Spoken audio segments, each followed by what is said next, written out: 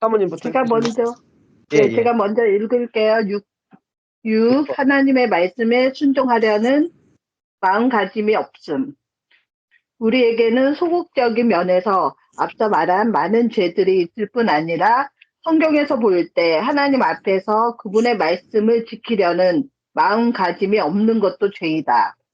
형제 자매들이여, 여러분이 읽은 하나님의 명령 중에서 읽고 순종한 것이 얼마나 되는가? 자신의 아내를 사랑하는 남편은 얼마나 되며 남편에게 순종하는 아내는 얼마나 되는가? 어떤 자매는 남편에게 순종해야 하는 것은 알지만 항상 먼저 다투고 나서야 순종하게 되었는데 이번에 비로소 자기가 하나님의 명령대로 참되게 순종한 적이 한 번도 없었음을 보았다고 말했다. 이것이 죄이다. 근심이 죄라고 느끼는 그리스도인은 얼마나 되는가? 성경은 항상 기뻐하라고 말했다. 이 명령을 지킨 그리스도인은 얼마나 되는가?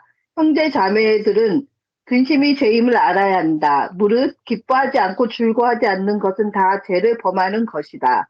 하나님의 명령은 아무것도 염려하지 말라고 했다. 만일 당신이 염려한다면 그것은 곧 범죄하는 것이다. 하나님의 명령을 볼 때 근심, 염려는 다 죄이다. 사람이 볼 때는 근심도 염려도 죄가 아니다. 그러나 하나님의 말씀은 근심을 죄로 보며 염려도 죄로 본다. 우리는 범사에 감사해야 한다. 하나님의 명령은 범사에 감사하라고 했다. 범사에 하나님, 당신께 감사하고 당신을 찬양합니다. 라고 말해야 한다. 당신이 어려움을 당할지라도 여전히 하나님, 당신께 감사하며 찬양합니다. 라고 말해야 한다. 이런 이야기가 있다. 9아이를 둔 한 자매가 있었는데 그녀는 성경이 말한 아무것도 염려하지 말라는 말은 매우 잘못된 것이라고 생각했다. 그녀는 한 어머니로서 반드시 염려해야 하며 만일 염려하지 않는다면 그것이 죄라고 생각했다. 그녀는 염려하는 가운데 2아들을 잃었고 다른 아이들도 염려 가운데 키워야 한다고 생각했다. 이 자매는 염려가 죄인 것을 보지 못하고 오히려 염려를 자신의 의무로 생각하고 있었다. 항상 기뻐하라는 것은 하나님의 명령이다. 아무것도 염려하지 말라는 것도 하나님의 명령이다. 나아가 범사에 감사하라는 것도 하나님의 명령이다. 승리하고 능력이 있다면 하나님의 명령을 지킬 수 있다. 무릇 이기지 못하는 사람은 하나님의 명령을 지킬 수 없다. 예. 여기 보면은 하나님의 말씀이 우리에게 실제가 되지 못하는 것. 예.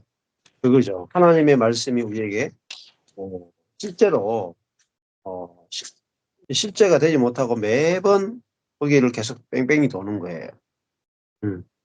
사실은 그리스도인들이 평생 남편이 아내를 사랑하는 부분도 평생 안 되는 경우도 거의 대부분이고 아내가 남편에게 순종하는 것도 평생 안 돼요. 또 근심하지 말라 이것도 평생 그 말씀이 안 지켜지고 평생 근심을 해요. 또 범사에 감사하라 했는데 아이고 뭐 부분적으로만 감사되고 좋은 일만 감사되고 나쁜 일은 감사가 안 돼. 예. 근데 이것이 사람은 그럴 수밖에 없어. 예. 사람은 그럴 수밖에 없고 이것은 절대로 이기지 못해. 예. 사람은 평생 이렇게 살다가 끝나는 거야. 예. 이렇게 생각한다는 거죠. 예. 그런데 우리 안에 있는 그리스도는 다 이기신단 말입니다. 예? 남편에게 순종할 수 있고 아내를 사랑할 수 있고 근심을 이길 수 있고 그죠? 불평을 감사로 바꿀 수 있고 우리 안에 있는 그리스도는 하나님이 명령하신 것을 다 실제가 되게 할 수 있어요. 율법을 성취할 수 있습니다. 근데 왜 이게 안 되냐? 율법의 요구조차도 못 지키느냐? 내가 하려고 하기 때문에. 내가 하려고. 그럼요. 이기지 못하고요. 평생 지게 돼요. 평생 실패하게 돼요. 네. 그래서 실패의 8가지 유형이잖아요. 근데 여기서 실패하지 않고 이길 수 있다는 것입니다. 네. 누가 이기느냐? 우리 안에 있는 그리스도가 이기신 그리스도가 이기신다. 그러면요, 이게 실제가 돼요. 이번에도 한 자매가 그런 언쟁을 했거든요. 야, 결혼 때부터 지금까지, 내가 저 인간 때문에 내 결혼이 망쳤다. 내 인생을 망쳤다. 이렇게 생각했대요. 네. 그런데, 내가 죽었고, 저 남편 내 자아도 죽었고, 우리 안에 그리스도가 산다. 그러니까 우리는 온전하다. 이걸 지난번에 말씀을 들은 거예요. 그래서 집에 가니까 이제 남편을 보는데 한 번도 남편이 온전하다고 본 적이 없고 내 자신도 한 번도 온전하게 본 적이 없는 거예요. 그런데 말씀이 딱 들려오니까 우리 남편이 하나님은 온전하다 하시는데 내가 온전하다고 못 봤구나. 또 내가 바로 옛사람이구나. 또 옛사람이 죽었는데 이것을 몰랐구나. 이게 알게 된 거예요.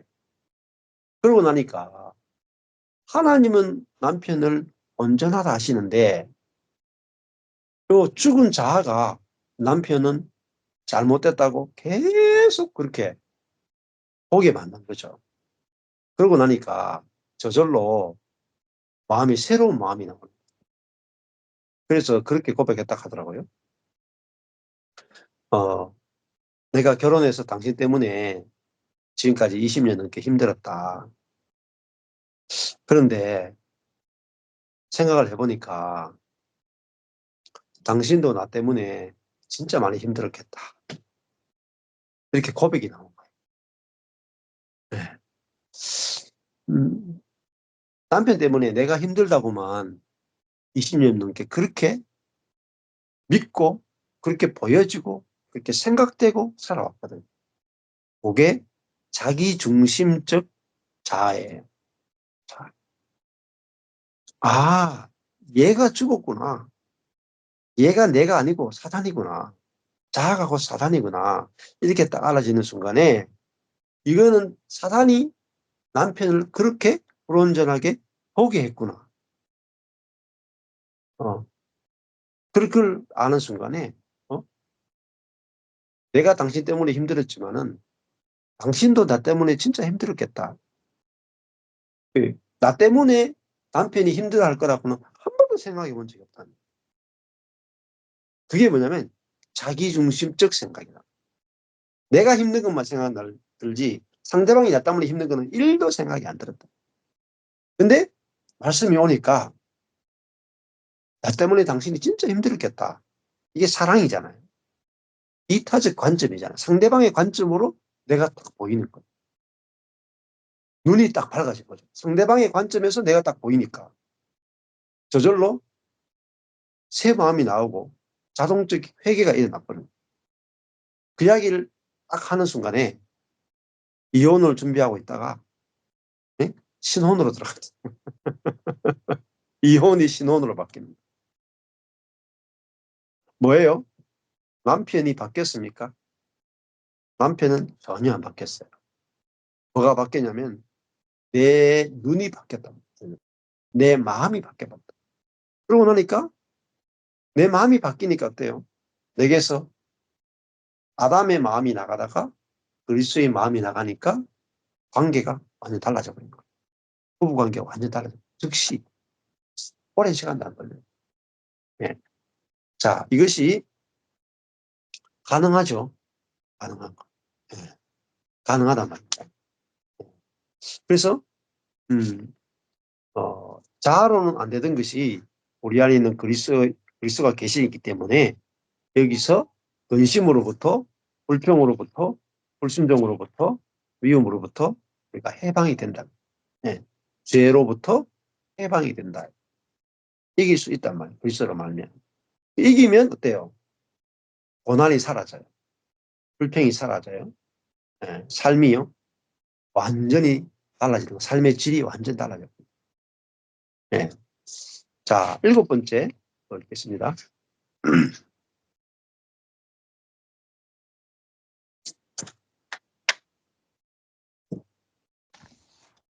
그럴까요? 하나님께서 요구하신 것을 하나님께 드리지 않음. 하나님은 우리가 자신을 그분께 철저하게 헌신할 것과 아내와 자녀들을 그분께 드릴 것을 요구하셨고, 또한 우리의 사업과 금전을 그분께 완전히 드릴 것을 요구하셨다.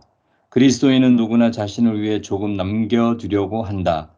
그러나 형제 자매들이여, 구약에서는 10분의 1을 드리는 규례가 있지만 신약에서의 우리의 드림은 10분의 10으로서 우리의 집과 토지와 아내와 자녀들과 당신 자신을 다 하나님께 드려야 한다는 것을 알아야 한다. 많은 그리스도인들은 하나님께서 자신에게 어려움을 줄까봐 두려워한다. 어떤 그리스도인은 나에게 자신을 하나님께 드릴 때 하나님께서 그를 고생시킬까봐 자신을 하나님께 드리는 것을 두려워한다고 말했다. 나는 진지하게 그에게 당신은 우리 하나님을 어떻게 생각하는가? 예를 들어 과거 부모님의 말씀을 듣지 않던 아이가 이제는 말씀을 듣고 오늘부터 부모님께 순종하겠다고 말했다 하자. 생각해보라. 그의 부모가 고의로 아들이 할 수 없는 것을 하게 하며 고의로 고생시키겠는가? 만일 그렇게 한다면 그들은 부모가 아니라 법관일 것이다. 만일 부모라면 그의 자녀들을 특별히 긍휼히 여길 것이다. 당신은 당신의 하나님께서 고의로 고생시킨다고 생각하는가? 당신의 하나님께서 일부러 당신을 조롱한다고 생각하는가? 당신은 그분이 당신의 아버지인 것을 잊어버렸다고 말했다. 형제 자매들이여, 오직 하나님께 헌신한 사람들에게만 참된 능력이 있다. 이런 사람들은 자신의 사업을 하나님 손에 둘 수 있고 그의 부모와 아내와 자녀들을 하나님 손에 둘 수 있으며 자신의 금전을 하나님 손에 둘 수 있다. 이들은 하나님께서 자신들에게 주신 것을 자신이 취하지 않으며 또 세상에서 낭비하지도 않을 것이다. 나아가 자기 자신의 생명까지도 하나님께 헌신한 사람들이다. 물질이나 물질이나 다른 사람과의 관계를 하나님께 드리기를 두려워하는 사람은 아직 승리하지 못한 사람이다. 하나님께 헌신하는 사람일수록 능력이 있다. 자원하여 하나님께 헌신하는 사람은 마치 하나님께 더 가져가소서라고 말하는 것과 같다. 헌신은 즐거운 생활이며 능력 있는 생활이다. 그러므로 사람이 헌신하지 않는 것은 죄를 짓는 것이며 그 사람에게는 능력이 없다. 예. 자, 우리가 하나님의 손에 내 생명과 재산과 자녀와 가족을 다 넘겨드리지 못하는, 전적으로 의탁하지 못하는 것은 하나님이 어떤 분인지 모르기 때문입니다. 하나님이 우리의 아버지인 것을 모르기 때문에 하나님께 드리는 것을 두려워한다. 우리가 사기꾼에게 예? 내 재산과 내 목숨과 내 자녀를 맡기면 두렵죠. 그런데 우리가 정말 신뢰할 수 있는 은행에 내 돈이나 모든 걸 맡기면 이자가 나오잖아요. 예. 근데 우리는 이 자아는, 우리의 자아라고 하는 것은 하나님이 어떤 분인지 모르고 자기 중심적으로 생각하는 거예요. 하나님을 신뢰하지 않아요. 예. 그런데 이 자아가 그리스도와 함께 죽었고 이 자아가 가짜구나, 이렇게 알아지고 내 안에 그리스도가 사는구나 하게 되면 내 안에 있는 그리스도는 하나님께 모든 것을 다 드릴 수 있어요. 그리고 우리 자신이 하나님의 것이기 때문에 내 것이 없어요, 원래. 그리고 내가 내 생명이나 내 자신이나 내 자녀나 아내나 토지나 집이나 목회나 인생이나 내가 관리를 못합니다. 우리의 지혜나 우리의 능력은 한계가 있기 때문에 우리의 인생을 우리의 능력과 지혜로 절대로 잘 살 수가 없어요. 절대로 안전하게 살 수 없어요. 가장 안전한 것은 아버지의 손에 우리의 인생이 맡겨졌다는 거예요. 네. 자, 가장 안전하죠. 가장 안전. 어떤 사람은 자기의 돈을 스위스 은행에 가장 안전한 스위스 은행에 딱 맡겨놓더라고요. 그 액을. 네. 근데 우리의 인생은, 그죠? 원래 사단의 손에 있다가 하나님의 손에 다 넘겨간 거. 예. 구원이라고 하는 것은 이제는 주님이 우리의 주인이 되어 주신다는 것이죠. 예. 그래서 우리의 인생이 하나님의 손에 있구나. 하나님의 손에 드는 것이 가장 안전하구나. 예. 이렇게 알아지고 나면은 우리가 인생이 짐이 없어요. 걱정이 없다. 그리고 내 것이 아니기 때문에 하나님의 손에 달렸기 때문에 걱정이 없어지는 거예요. 그런데 내가 내 것을 탁 붙들고 있고 내가 내 자식, 내 가족, 내 모든 것을 내 지혜와 내 능력으로 관리할 수 있다. 그게 뭐냐? 죄예요. 내가 하나님보다 낫다는 거잖아요. 그렇죠? 내가 하나님보다 나으니까 하나님께 못 맡기죠. 요걸 죄라 그래요. 죄. 그래서 이번에 어떤 자매님이 그 딸에 대해서 엄청나게 걱정하고 근심하고 늘 하루에 몇 번씩 전화해야 되고 막, 야, 딸이 잘 지내는지 문제가 없는지 돈은 있는지 막 그렇게 딸을 생각하는 자매가 있었어요. 그런데 은혜의 복음을 듣고 그게 자아잖아요. 내가 딸의 안전을 염려하고 내가 딸의 안전을 지켜야 되고 내가 딸의 안전을 지킬 수 있고 내가 딸에게 필요한 것을 공급해야 되고 공급할 수 있다. 이게 죄예요. 그 자아 자체가 죄예요. 이게 딱 보여지고 나니까 저절로 딸에 대해 손이 딱 떼지더라고요. 네, 하나님 거죠. 하나님이 가장 잘 우리 딸을 보호하고 인도하고 지키고 다 할 수 있는 나보다도 더 안전한 아빠란 말이에요. 그게 딱 알아지니까 손이 딱 떼져버린 거예요. 하나님의 손에 탁 맡겨버린 거예요. 얼마나 자유한지 몰라요. 얼마나 자유한지. 자, 자아라고 하는 것은요, 자기를 철저히 신뢰해. 자기의 지혜, 자기의 능력, 자기의 선. 그래서요, 엄마들 가운데, 특히 자매들 가운데요, 자기 자녀를 끔찍히 사랑하는 사람이 있어요. 끔찍하게. 자기 딸, 아들에게 아예 그냥 올인해버려요, 올인. 너무 사랑하는 거야, 막. 자기가 하나님이 돼가지고, 내가 하나님보다 우리 자녀를 더 사랑할 수 있고, 내가 하나님보다 우리 자녀를 더 잘 지킬 수 있고, 내가 해야 돼. 딸을 자기 목숨보다 더 사랑하는 거예요. 사실은요, 딸을 사랑하는 게 아니에요. 나를 사랑하는 거예요. 자기 숭배예요, 자기 숭배.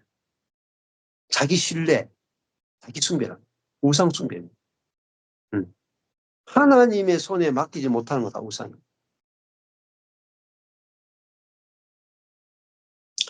그러면 어떻게 되느냐? 내가 딸을 하나님보다 더 사랑하고, 내가 하나님보다 우리 딸을 더 잘 키울 수 있다. 하나님 손에 못 맡긴다.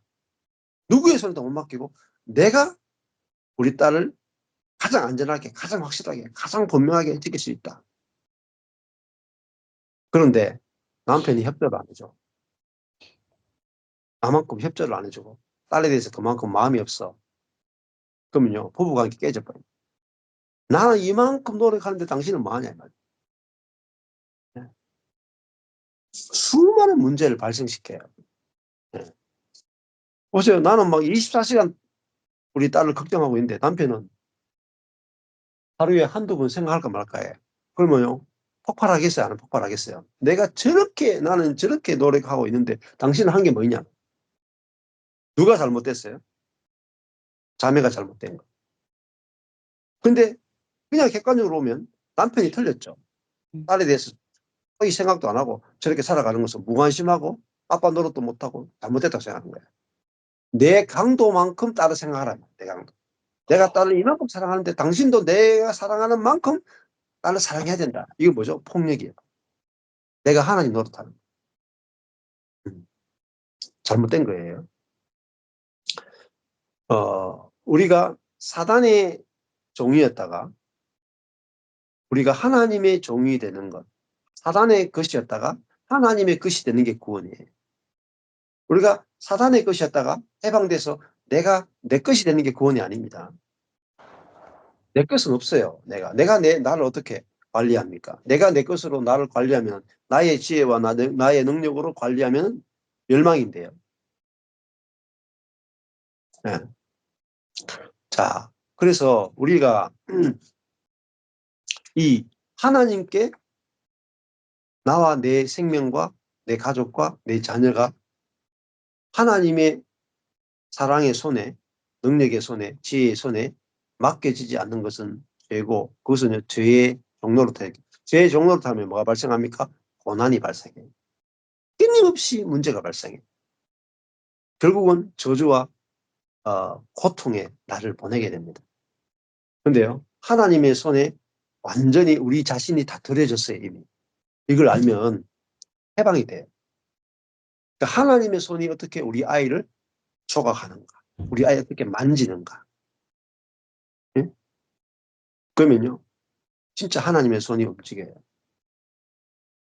그래서 자기를 하나님보다도 더 능력이 있고 자기가 하나님보다 더 자녀를 사랑한다고 생각하는 그 자체가 옛사람이고, 그럼 그것 때문에 반드시 문제가 발생합니다.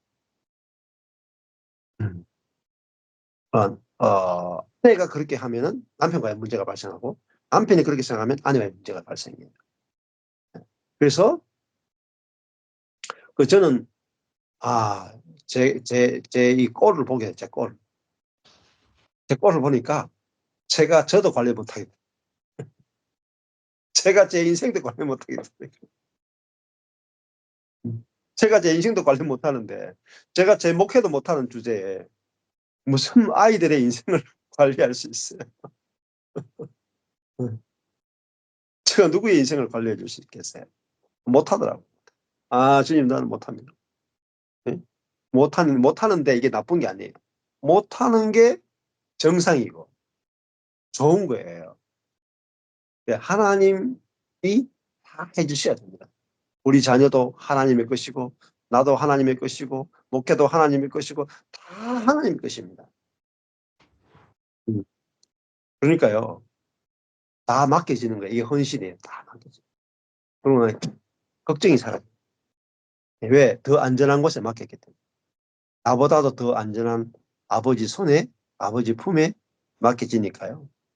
아버지가 어떻게 보호하시고, 아버지가 어떻게 인도하시고, 아버지께서 어떻게 먹이시고 입히시고, 아버지가 어떻게 나보다도 더 잘 이끄시고 축복하시는지 보자. 그거 딱 하나 가지고 있었거든. 제 인생도 맡겨버린 거예요. 네, 내 생명이 맡겨졌기 때문에. 네. 그러니까 하나님이 이끄시는 인생은요, 내가 내 인생 관리하는 것보다 훨씬 더 놀라운 일이 벌어져. 네. 그래서 일곱 번째는 하나님의 것을 하나님께 드리지 않으면 실패한다. 그리스도인들이 여기서 수많은 죄에 빠져요. 수많은 고통에 빠져요. 근데 하나님께 내가 이미 드려졌구나. 아버지의 손에 드려졌구나. 이것이 가장 안전한 인생이구나 하면은, 예? 우리가 승리하는, 이기는 삶이 저절로 사라진다. 예. 자, 여기서 확실하게 눈이 탁 뜨이는 게 중요합니다. 마지막으로 여덟 번째 한번 읽으실래요? 원사모님. 죄악을 품고 마땅히 자백해야 할 죄를 통회하지 않음.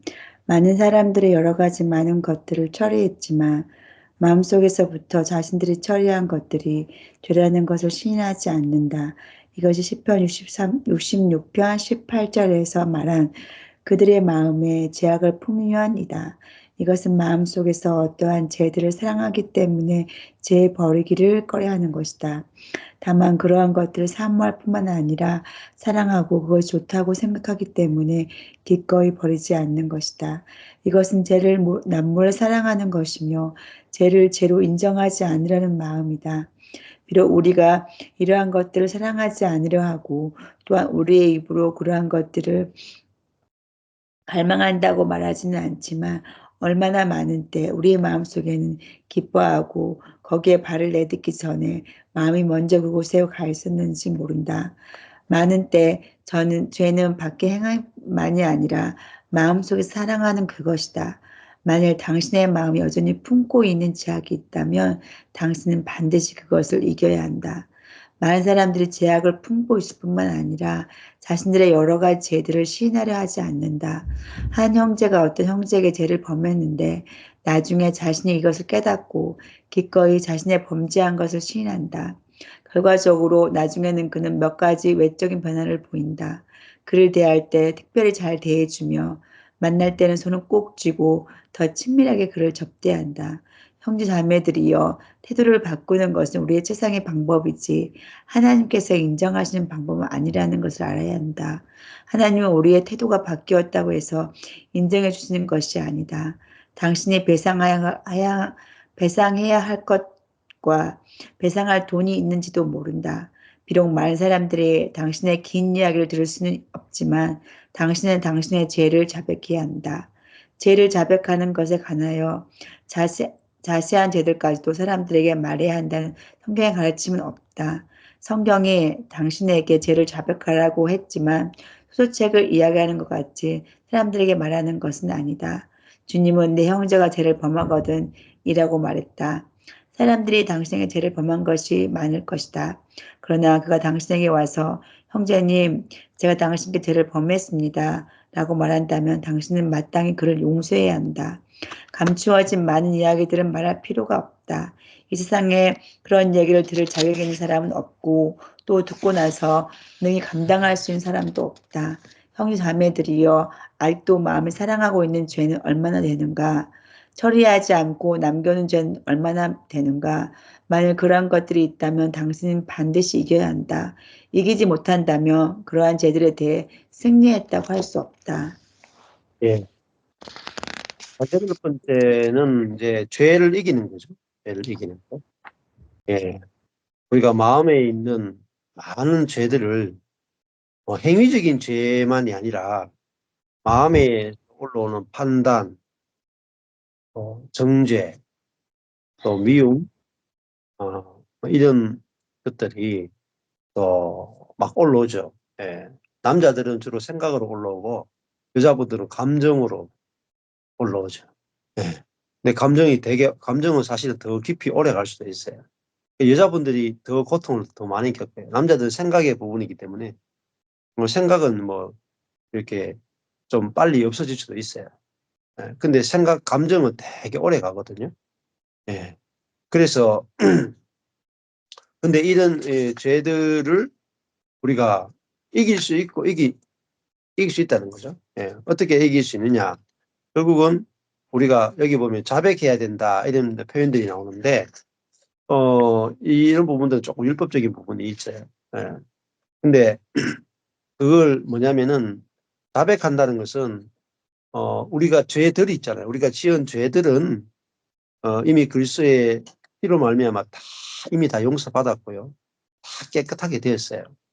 예. 근데 우리가 이게 자백한다는 것은 뭐냐면은 내가 죄들은 다 용서받았는데 우리 몸에 뭐가 있냐면 죄가 있거든요. 근원적인 죄의 뿌리가 있어요. 그래서 우리 몸에 아직도 죄의 그 뿌리가 남아 있다는 것을 우리가 인정한다는 거예요.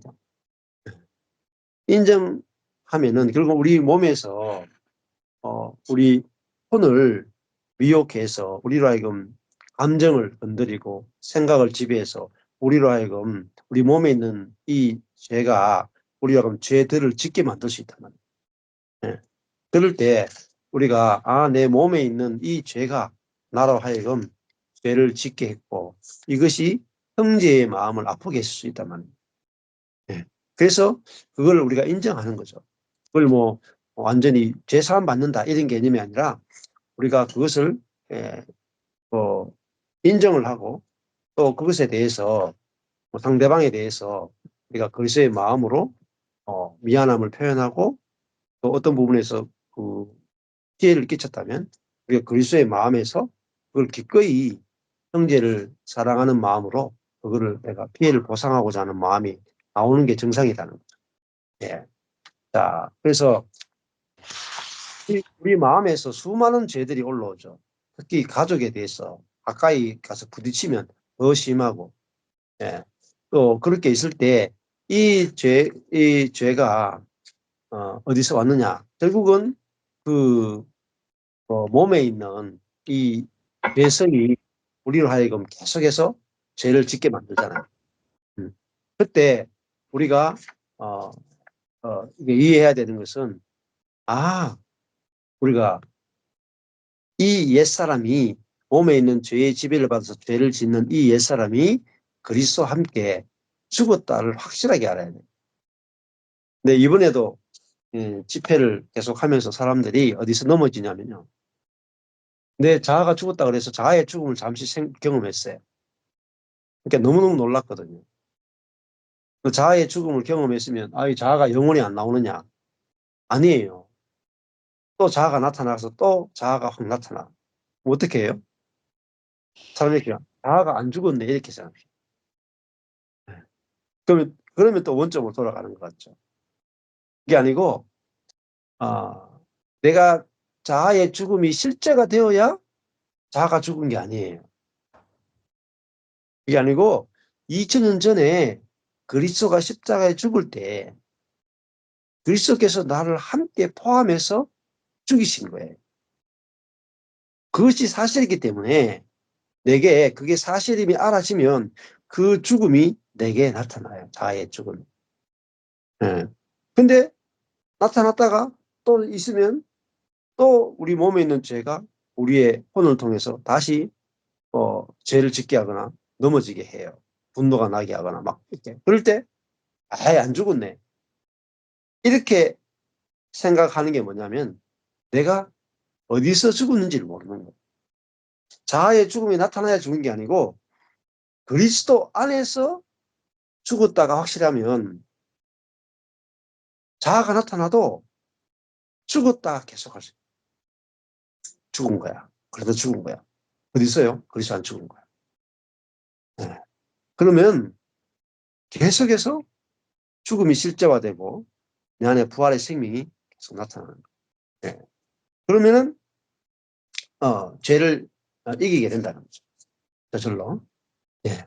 그다음에 그 뒤에 두 부분 좀 읽어주실래요? 예. 이기는 것이 필요하며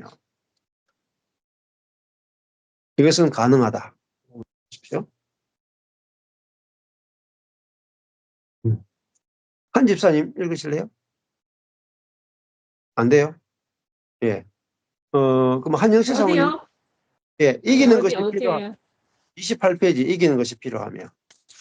아, 네. 이기는 것이 필요하면 이것은 가능한 일인 형제 자매들이여 이상에서 말한 8종류의 죄들이 당신에게 있다면 반드시 그것들을 완전히 이겨야 한다. 이 8가지 죄들 중에서 당신은 몇 가지를 가지고 있는가? 아마 이 8가지에서 다만 한두 가지가 계속 당신을 괴롭힐지 모른다.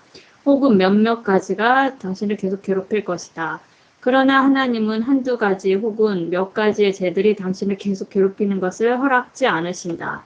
당신은 어떤 형제가 당신 앞에 왔을 때 그에게 몇 가지 단점이 있고 다른 어떤 형제가 당신 앞에 올 때 그에게 몇 가지 잘못이 있고 또 어떤 사람이 당신 앞에 올 때 그에게 어떤 잘못이 있는가를 관찰할지도 모른다. 형제 자매들이여 이러한 것은 부당한 것이며 불필요한 것이다. 우리는 우리 모두의 죄가 우리의 발 아래 있다는 것을 인하여 주님께 감사하며 찬양한다.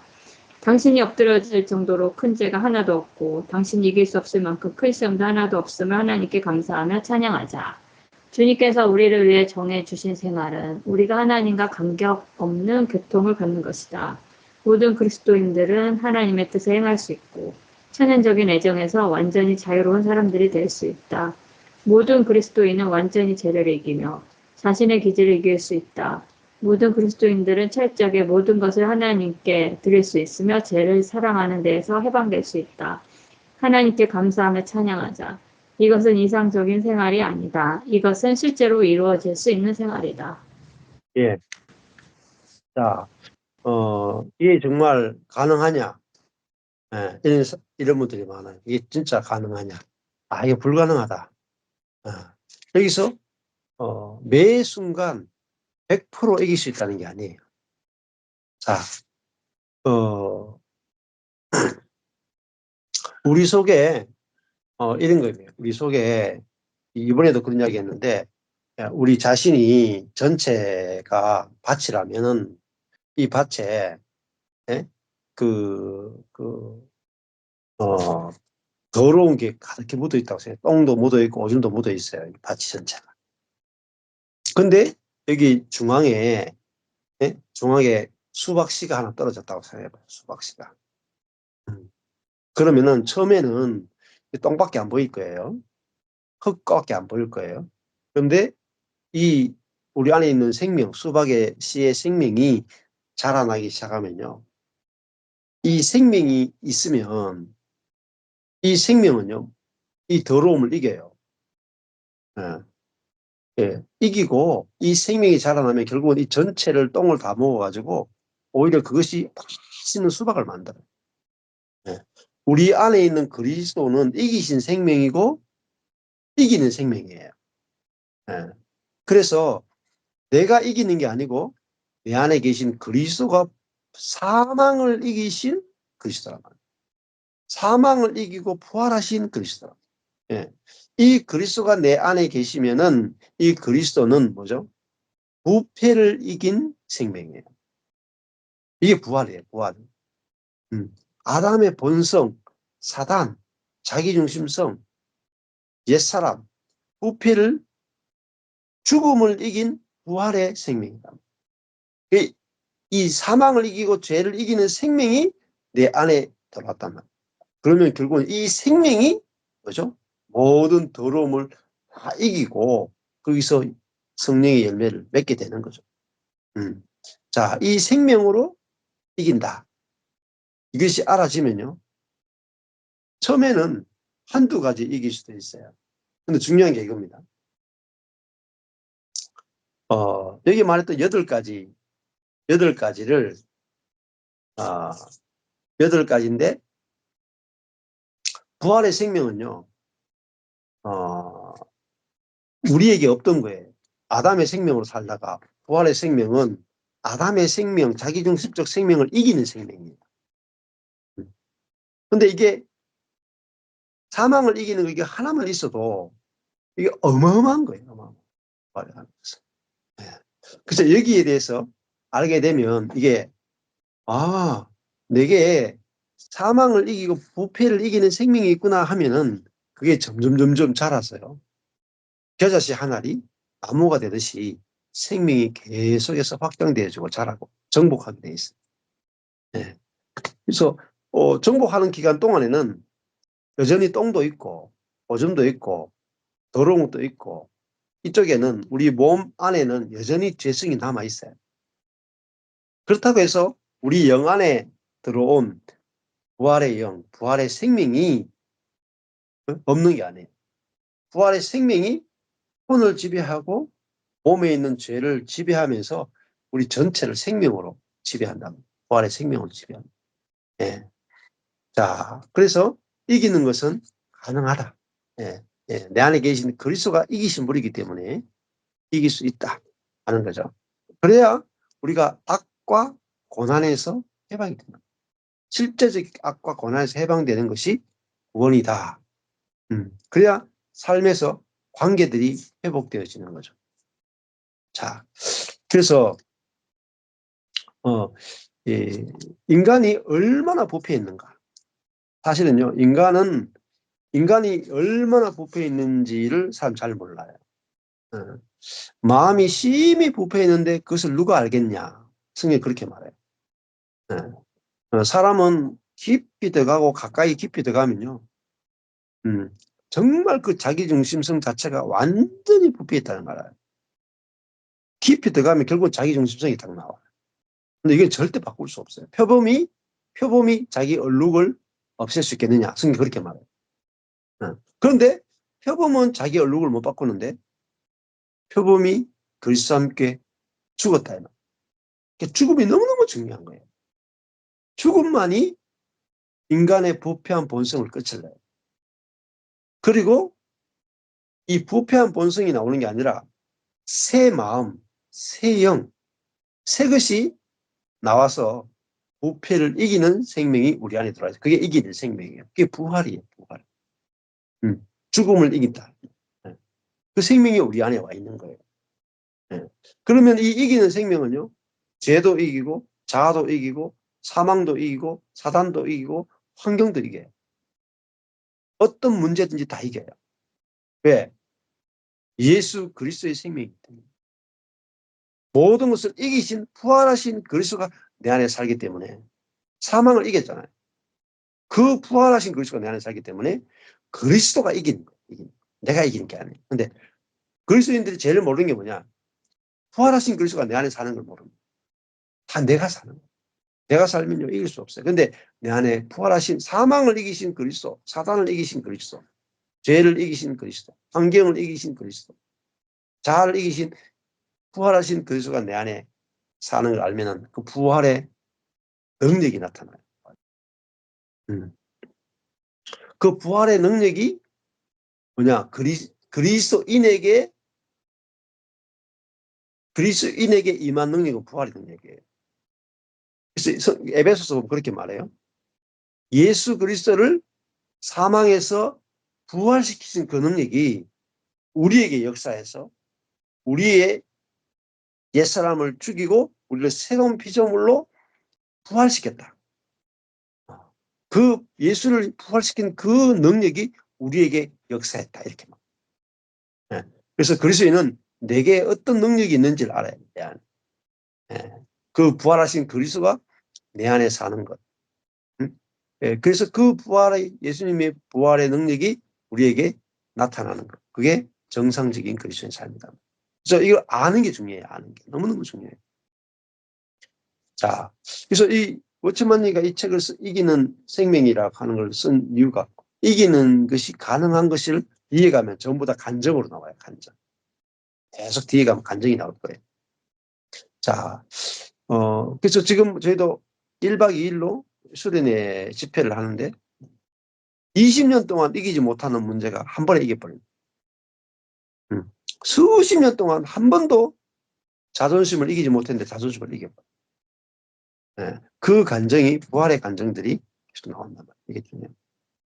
자, 마지막으로 정직하며 요거 읽어주십시오.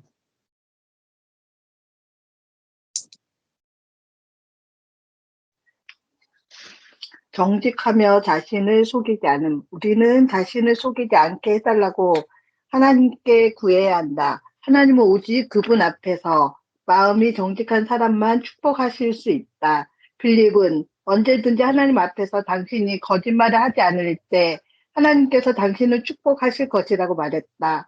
당신이 하나님, 과거에 나는 당신께 거짓말하였습니다. 저를 용서하소서라고 말한다면 하나님은 즉시 당신을 축복하실 것이다. 형제 자매들은 아마 하나님 저를 만족해 해주소서라고 말했을지 모른다. 그러나 우리가 알아야 할 것은 만족하지 않는 사람이라고 해서 반드시 배고프지는 않다는 것이다. 만족하고자 한다면 반드시 굶주린 사람이 되어야 한다. 상자가 아비 집을 떠나 모든 것을 허비한 다음 그에게 먹을 것을 주는 사람이 없어서 할 수 없이 돼지가 먹는 쥐염 열매로 배를 채웠다.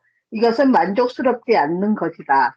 어떤 사람은 만족하지는 않지만 매일매일 쥐염 열매로 배를 채운다. 그러므로 만족하지 않는 것과 굶주림은 별개의 것이다. 우리가 늘 연약하고 실패했는데 어찌 만족할 수 있겠는가? 우리는 만족하지 않으면서도 온종일 이런 생활로 가득 차 있다. 그러므로 우리는 다만 만족하지 않을 뿐 아니라 더욱 굶주림이 있어야 한다. 이번 집회에서 하나님은 오직 한 종류의 사람을 축복하실 수 있는데 그것은 바로 굶주린 사람이다. 하나님은 다만 만족하지 않는 사람을 채워주시겠다고 약속하지 않으신다. 형제 자매들이여, 우리는 모든 거짓말을 멈춰야 한다. 우리는 하나님 앞에서 이미 오랫동안 거짓말을 해왔다. 형제 자매들이여, 우리는 실패한 자들이며 하나님 앞에서 실패한 자들이다. 사람들 앞에서 이렇게 우리가 자백할 때 하나님의 이름은 영화롭게 된다. 그분께 감사하고 찬양하자. 정직한 사람들은 다 축복을 받을 것이다. 나는 많은 사람들이 이번에 하나님을 만나고 하나님께서 그들 모두를 축복하시리라 믿는다. 자, 이거는 무슨 말이냐면 정직하라는 말은요. 사람들은 두 종류가 있을 수 있다는 거죠. 만족하지 않는 상태나 만족하지 않는 사람이나 굶주린 사람. 두 종류가 있죠. 이래가지고 8가지, 그리스도인이 8가지 죄로 실패하는 사람, 8가지 죄에서 다 실패할 수 있죠. 근데 8가지 죄를 지으면서도 힘들죠. 8가지 죄가 다 나오면. 기질을 못 이기기도 하고, 뭐, 환경을 못 이기기도 하고, 여러 가지 나오는데, 만족은 안 돼도, 그래도 뭐, 그리스도인으로서 이 정도 살면 되지. 이게 만족하지 않으면. 뭐, 그리스도인으로서 뭐, 소통이 굴러도 뭐, 그래도 이 정도 살면 그리스도인으로서 살다, 죽어서 뭐, 천국 가면 되지. 이렇게 생각하는 사람은 만족하지 않지만은 살고 있는 사람이에요. 근데 그리스도인 가운데요, 굶주린 사람이 있어요. 왜냐면 나는 내 기질 때문에 이거 이기고 가야 됩니다. 나는 그냥 내 기질로 만족은 안 되지만 그냥 가겠습니다 하는 사람이 있고, 내 기질이 막 모든 걸 다 파괴해. 가정생활, 자녀관계, 뭐 인간관계 다 파괴해가지고 이번 생은 틀렸다 이런 거 있잖아요. 이게 뭐냐면 굶주림이에요. 그러니까 예수님이 말하셨어요. 심령이 가난한 자는 할 때 그 가난은요, 극도의 가난을 말해요. 심령이 극도로 가난한 사람은 복이 있다. 천국이 저희 것이다. 이렇게 나가죠. 근데 심령이 만족하지 않은 사람은 복이 없어요. 이 정도면 됐지 뭐. 이 사람은 하나님이 축복할 수 없는 상태라는. 왜? 굶주림이 없는 거예요. 이래도 되고 저래도 되는 거예요. 그래가지고 8가지 우리가 이야기했잖아요. 그래서 8가지 그 실패한 8가지 유형이 된다. 아이고 뭐 이거 뭐 꼭 이겨야 될 필요 있습니까? 지금 뭐 이렇게 살아도 그렇게 안 씁니다. 적당하게 이제 버무려 가지고 괜찮아. 저도 그랬을 거예요. 저도 만약에 이거 뭐 교회 목회 뭐 별 겁니까? 뭐 이래 하나 저래 하나 목회만 하면 되죠. 뭐 이랬으면요. 제가 이게 보고 목회 났을 거예요. 저는 이런 목회 만족 못 합니다.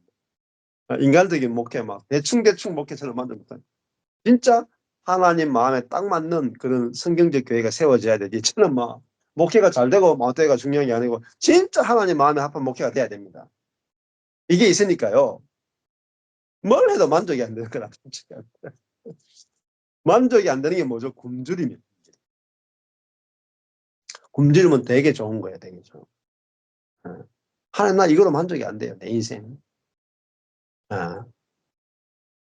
그래서 어떨 때는 제가 너무 완전주의인가 이상주의자인가 이런 생각도 들었단 말이에요. 이게 하나님 주신 굶주림이에요. 네. 정말 내가 죽고 예수가 사는 삶을 살고 싶습니다. 이건 내가 살면 되지 뭐 꼭 예수가 살아야 되냐. 내가 성도로서 뭐 잘 살면 되지. 이제 만족은 안 되지만 사는 거예요. 만족은. 근데 저는 인생 딱 한 번인데 내가 사는 것으로는 잘 살아도 만족이 안 되고 못 살아도 만족이 안 됩니다. 저는. 그게 아니고 나는 내 인생이 진짜 진리를 알기 원하고 진짜로 내가 죽고 예수가 사는 그것이 정말 진리라면 나는 이것이 내게 실제가 되기 전에는 나는 절대 내 인생은 만족하지 않습니다. 이게 뭐죠? 굶주림이에요. 그 굶주림 하나님 주시는. 그래서 영이 극도로 가난한 자는 복이 있나니 그 갈망을 주님이 주셨기 때문에 천국이 저희 것이다. 열어준다. 의에 줄이고 목마른 자는 복이 있나니. 그러니까 의에 줄이고 목마른 자가 뭐죠? 나에게 의가 없단 말이에요.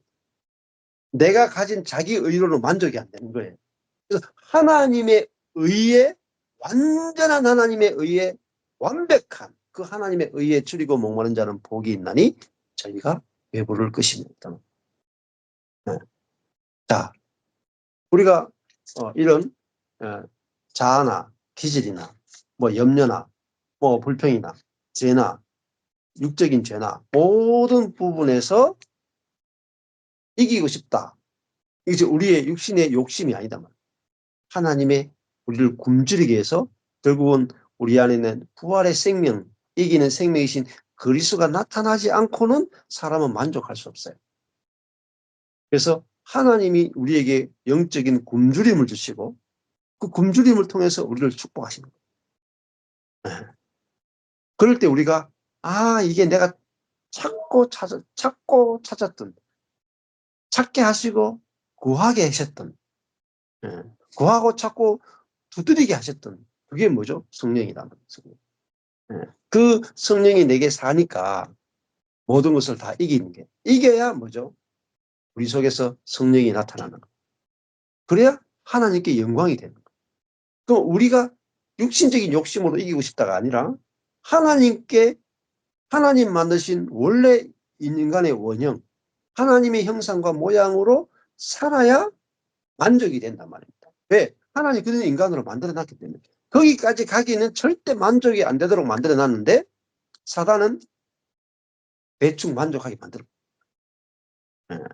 그래서 우리가 이런 굶주림은 많이 좋은 것이고, 그래서 저도 이런 굶주림이 없었다면은 뭐 복음이 안 깨달아졌어요.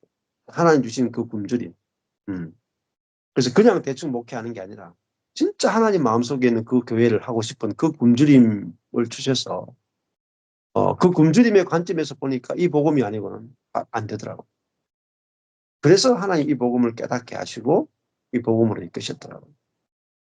그래서 이 이기는 생명을 하나님께서 우리 가운데 그리스도를 주셨으면 우리 가운데 있기 때문에 이 생명을 다 누리고 전할 수 있으면 좋겠습니다. 감사합니다.